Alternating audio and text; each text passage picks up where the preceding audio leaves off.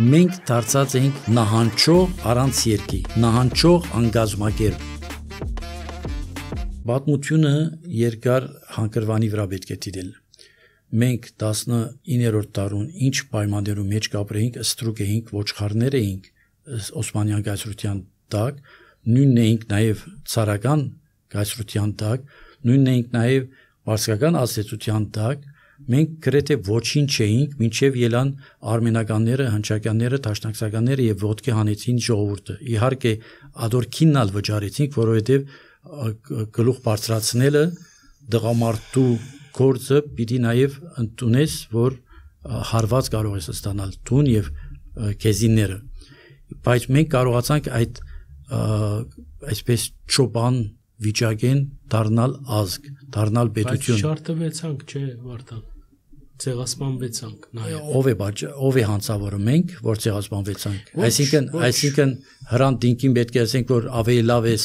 ճշգրտություն չունենալ, ճշմարտությունը չսել, որպեսի ռիսկ չառնես մեռնելու, ինքը եւ որ դու գիտակցաբար ռիսկը գարնես մեռնելու եւ օրինակը կուտաս նահատակության,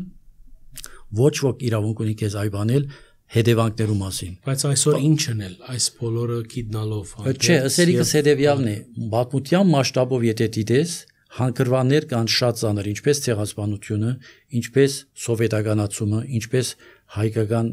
արժեքներու տապալումը, ինչպես եկեղեցիներու գալումը, գալվածներու հայ լեզվի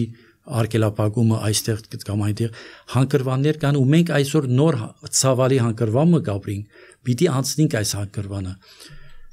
Այսօր զրույց ունեի Արմավիր մարզ կացած ճանապարհին եւ գխոսի Շահանուրի մասին։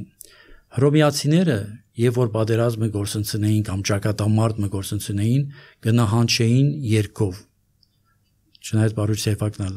այդ մասին բանասերություն ունի, բայց այլ ոլորտի մեջ նահանջի երկով։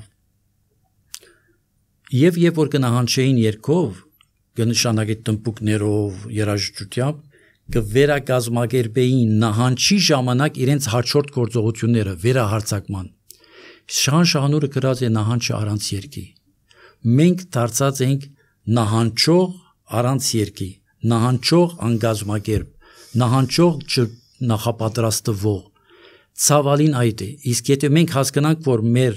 այս եկող տարիները 10-ամյակը, 15-ամյակը պիտի լան ցավալի տարիներ գորուսներով, թե մարդկային, թե հողային եւ այլն, որը ընդունելի չէ, բայց որ պիտի պատահի եւ եթե նահանջենք երկով, այն ժամանակ Ադրբեջանը կստանա իր 10-30 տարի հետո։